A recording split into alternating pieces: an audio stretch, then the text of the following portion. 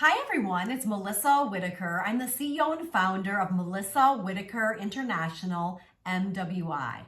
So I wanted to record this quick video for you today because I came across a really cool graphic on LinkedIn. I shared it to my page, so if you want to see the graphic itself, I did go ahead and share it. But I wanted to jump on today and talk about this graphic, and the title of it is 12 Simple Tips to Boost Confidence. Now, gang, the reason why I think this is so important is because I will tell you, confidence is more than half the battle, all right? So the most successful people are very confident people. Now, that doesn't mean that we don't have fears, and that doesn't mean that we don't have challenges.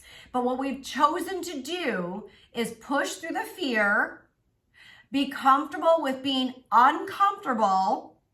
We're very comfortable in our own skin, and we're comfortable and confident, I should say, not always comfortable, but at least confident in how we help others and what we stand for and our expertise of some kind, right? Okay, so I wanted to go over this graphic with you though. All right, it's not something I made up, so I'm just a full disclosure, I'm gonna put that out there. I did come across it, but he's referenced on here, the guy who made the graphic, all right? But I love his points, and I wanna talk briefly about them, and I may elaborate a little bit on them. But I think these are great things to think about here on this Monday morning, and great things to think about as you go throughout the week of all of your to-do lists, all of your deadlines, and perhaps all of the different solutions that you were helping people with, okay? So the number one simple tip to boost your confidence is focus on solutions rather than dwelling on problems. Now, I love this, gang, right? Now, this could be personally, this could be professionally, and even on the professional side, it could be internally inside your own company or team, or it could be external with clients. Either one. When challenges arise, we can either sit there and get frustrated and dwell and fester on the challenge, or we can go immediately into problem solving, possible solutions, which gives us hope, encouragement, and we usually feel more positive about that, right? So I just wanted to share that with you as tip number one. I'm in agreement. I love it. Now, tip number two is eliminate comparison thoughts that flash in your mind. Now, gang, I'm going to tell you I am guilty of this, okay? I'm guilty of this. I called a girlfriend of mine over the weekend, actually, no joke. And I said, look, I'm someone who I feel very confident in who I am. If you've ever met me, you know that I come across and believe to my core, not cocky, but I feel confident in my own skin. I feel confident in who I am. I feel confident in what I can provide others for solutions and opportunities. Very confident in that. But that doesn't mean that we don't fall, let's say, prey to some of our thoughts, like this number two tip, which says eliminate comparison thoughts that flash in your mind. Now, I called a girlfriend of mine over the weekend and I said, I'm just feeling so frustrated right now. I'm feeling frustrated. I see these certain things, whether they're on social media or whether they're in print somewhere or whatever. And, I find that even myself, I get sucked into comparing myself against some other, let's say, competitors. And I'll say, gosh, okay, let me do a double check. Am I serving my clients at the highest level? Am I bringing them amazing, fast results with really high value and really great increase in their revenue and profit, and also a really high ROI? And I have to sit there, gang, and say, well, yes, I know I am. I have it all documented. I know what I bring for my clients. But that still doesn't take away that human element where I say, whoa, this person looks like they're doing this. This person looks great, they're doing that. Okay, do I have to ramp up my game, right? But my friend quickly reminded me, Melissa, you know this, you teach this, but even myself or people like myself, we need to hear it from others. We need to be affirmed and spoken to and said, no, you know your stuff. You're really good at what you do. I want you to reflect back at the last 6 months and see all the things that you have accomplished for your company, for yourself, and the biggest part of that is what have you accomplished for your customers and your clients, right? So number 2, eliminate comparison thoughts that flash in your mind. Number 3, visualize yourself succeeding in challenging situations. We talk about this all the time, right, gang? Visualize where you want to be. That will automatically boost your confidence, because if you can visualize already achieving something, then you can actually have that direct path and a plan on at least an idea of how you're going to get there. That doesn't mean you're going to always know exactly how you're going to get there, but it will at least give you an idea of these are possibilities. I can see myself achieving that or accomplishing that, and that gets us motivated, gets us confident. So I challenge you on that number 3. Visualize yourself succeeding in challenging situations. That will definitely boost your confidence. All right, number 4, challenge negative self-talk and replace it with positive affirmations. Now, all right, guys and gals, you know I speak about this all the time, whether it's on these videos that you guys are watching or whether it's in our training classes, our coaching that we do. I'm always reminding people, we've got to shut out the negative voices, because we all have them, me included, we all have them. We got to shut out the negative voices. We've got to speak truth into ourselves of what we know to be true. All right. Now, one of the things and one of the tools I recommend during training classes is, sorry, I'm getting over a cold, so bear with me. Something I saw years ago that Brendon Burchard, very well-known motivational speaker, he had said something on, I don't know if it was like a webinar or something I was sitting on. He had this practice where he said, look, put something in your phone with an alarm 2 to 3 times throughout the day, spread out, like 10 o'clock, 1 o'clock, 4 o'clock, something like that. Come up with a saying that is something you know to be true, something that you can affirm yourself and that you know that you are good at and that the value you bring to the world, all right? Put it in an I am statement. Now, you've heard that before, I'm sure, whether it's from me or someone else. It's not a common phrase, but I am statement. All right. So I would do this on my own phone. I am XYZ, right? Like I would say, I am confident. I am good at serving my clients. I am great at loving my family. Something like that, right? So I would put that in my phone, and then I would just say repeat every day with no end. And so I might see the same one at 10 o'clock in the morning every day. I might see the same one at 1, at 4, whatever time that is. And then every so often I'd switch it up to keep it fresh. But I love that. I love that challenge that Brendon Burchard gave all of us years ago. And I share that in all my trainings. Make sure you have I am statements. Have them either have on Post-it notes on your mirror in the morning, have them in your phone throughout the day. So whether you're feeling tired or frustrated or you're having just one of those days, think about that when all of a sudden you have an I am statement pop up on your phone, and it reminds you of your truth, of what you know to be true about yourself, right? So I love that one. I love that one. So number 4, remember, was challenge negative self-talk and replace it with positive affirmations. I love it. Number 5, practice mindfulness and focus on the present moment. Now, I don't know about you gang, but most of us who come from the sales world or entrepreneur world in some fashion, that can be tricky for us, right? We're used to being on the go. Our mind is just going and racing, and we have ideas and we have visions and we have goals. And I will tell you, I do have to be very intentional about mindfulness now. As I've gotten older, I've noticed that when I take time to sometimes just sit and be still, some people will say sometimes too, maybe like a small amount of time to meditate in the morning. I also call it private time with God, where I'm sitting, and yes, there might be some time I'm reading a devotion, or I may be journaling, like a letter to God and my thoughts. And other times I just need to sit still. And it's taken me some time, you guys, to be able to accomplish that because most of us are not great at sitting still.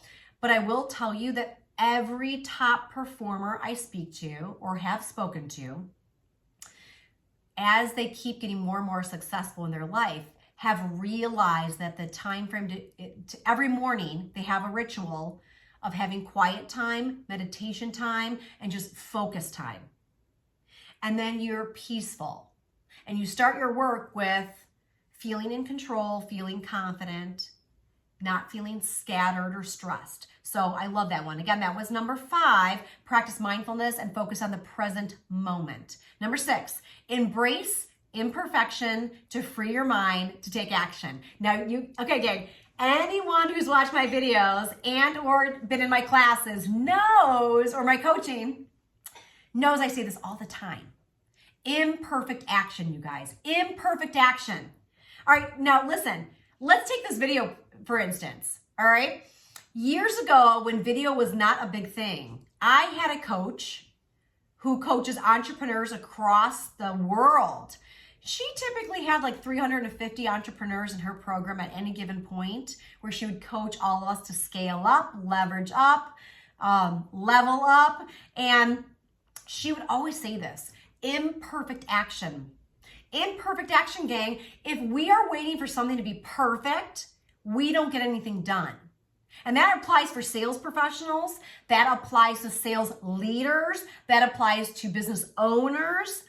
We all wear that hat, gang, especially based on how we're wired. Some of us might be wired in a way where we want perfection or close to it, or we have a very high level of excellence that we expect on ourselves and others, which is a great thing. It's not a bad thing, but it can also hold us back from getting things moving and getting it done quickly. So I say this because of the video, right?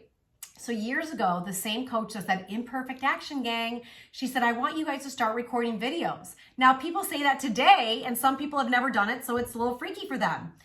But for me back then, I was used to being in front of a lot of people, speaking at events, teaching classes, but it was strange to try to record myself on a video where there's no person or no people there, right? Like you feel like you're talking into the camera, which can feel very awkward. So she said, imperfect action, Melissa. So I always chuckle because those of you who know, who saw my earlier videos, and we're talking like back in 2015, maybe, if you look back at my YouTube channel or some of my things I have, you'll see my earlier videos where I'm on the camera, and it's fine. It's okay. It's very amateurish. But we start to refine this over time. So I just want to remind you, whether it's recording a video, which video is the #1 tool today to connect with other people, prospecting, ideal clients, you name it, video is the name of the game. So get comfortable with it. Now, if you haven't done video, I'm going to encourage you to do some video, post on your social media for really good personal branding and also branding that represents your company. Either or and both, but start recording your own videos. And it's going to feel awkward and crazy at first. It's not going to be perfect. Who cares? Imperfect action. All right? All right. The next one we're at is number 7. Number 7 is dress in a way that makes you feel confident and expresses your unique style. Now, I have to share this with you, gang. I'm all about this because you know that I share all the time different outfits I'm wearing, and I encourage you to dress for success. Now, I have to laugh a little. Some of you may have seen on LinkedIn just last week, I had posted another posting where I'm showing some, fun little outfit that totally shows who I am and my personality, and some fun little statement on there. And someone got on, of course, was like, on LinkedIn, was like, is this a professional picture? Like, I don't understand. Why are you posting this? And I said, I had to answer for them and let them know too. And I said, hey, gang, listen. I just told them, I said, I had to comment to that person and say, hey, I appreciate your comments or questions, but here's the thing. I believe encouraging people to dress in a way that expresses who they are, that's dressing professionally, dressing for success. And I encourage everyone to make sure that they are wearing something that makes them feel amazing. Because, gang, it does directly It directly comes out in how you feel about yourself, right? If you're wearing sweatpants and you're working from home and you're wondering why you're not so productive, I encourage you, even working from home, put your outfit on. Put your nice business suit on, put a nice outfit on. You will work differently, all right? So dress for success. That was basically number 7. Number 8, focus on building strong relationships and connections with others. This is the name of the game, right? This is the name of the game. We need to make sure we're always strategically networking. Wherever we go, whether it's intentional to an event, whether it's to an actual networking event, a larger event, a training that you may be attending, a convention, a summit, any of those things. But I want to take it one step further. I want to encourage you to make sure you are making connections and creating relationships everywhere you go. Whether it's going to church on Sunday, you're going out to a restaurant and you're just friendly, speaking with people around you and creating some kind of conversation there. It doesn't matter where you're at. Strike up conversations, start building relationships, and always be connecting with others. Now remember, we don't know who other people know. So proximity, you've heard me say this, proximity is key, or the power of proximity. It's about being around other people. It's about connecting with other people, collaborating with other people.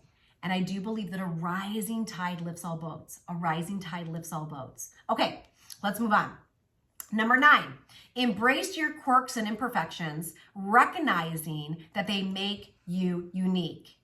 Here's the thing, gang. Don't start your day watching what other people are doing on social media or at events you go to and think, oh, I need to do what they're doing. I need to represent, I need to do something similar to what they're doing. No. What is your purpose? What is your passion? That's what you're bringing to the world. And you need to do it in your unique style, because that is authentically you and it differentiates you. You don't want to copy other people. If you copy other people, you look the same. There's no differentiation. And in sales and in entrepreneurship, when you have your own company, you have to differentiate yourself, because there's so many people out there that do what you do. There may be so many similar products or services of what you offer. You need to differentiate yourself, which means you need to be authentically you. Number 10, do something you would normally say no to. That's interesting. It's kind of like attacking your fears. That's how I look at it, right? Like if you normally would say no to something, maybe because you're uncomfortable or you have a little fear that comes up, how I read that is do something you would normally say no to, push through that uncomfortable zone, or outside of your comfort zone, and go after it. Because what happens is then it broadens our horizons. If we attack something that we're challenged with, right, and we get comfortable with being uncomfortable and we push through the fear, when you can push through fear, you become limitless. And you'll get comfortable with doing that more often, and that raises your confidence. All right, number 11, recall a time when you did a great job. Now, I will say this to sales professionals and entrepreneurs all the time, gang. When we do coaching sessions, I always have them fill in a coaching form and send it to me before I do their coaching session. And they have to document all the things that they feel they were successful in the last, either whether it be a week or 30 days, depending on their plan that they're on. What do they feel that they were successful in, and be descriptive? The little things, the mid-sized things, the large things. What do you feel you did and you felt successful in over this last period of time since we spoke? Document it on the coaching form. Now, we of course also go through what are things that you were frustrated with? What things do you feel are roadblocks? What are your 2 SMART goals? Specific, measurable, attainable, realistic, and has a time frame that you're going to commit to for accountability between now and our next call. What are you going to accomplish? And I'm going to hold you to that. We do all this on a coaching form. But to bring it back to what we're talking about here, and number 11, recall a time when you did a great job. There are days in sales and entrepreneurship where, let's just face it, it sucks. There are days where they just suck, right? If we can be real about it, we're like, oh, no matter what I'm doing, it's not working. I'm not reaching people. I didn't close that deal, whatever it may be. I didn't make the connection, whatever it is. I encourage people to go back to those coaching forms that we've been working on.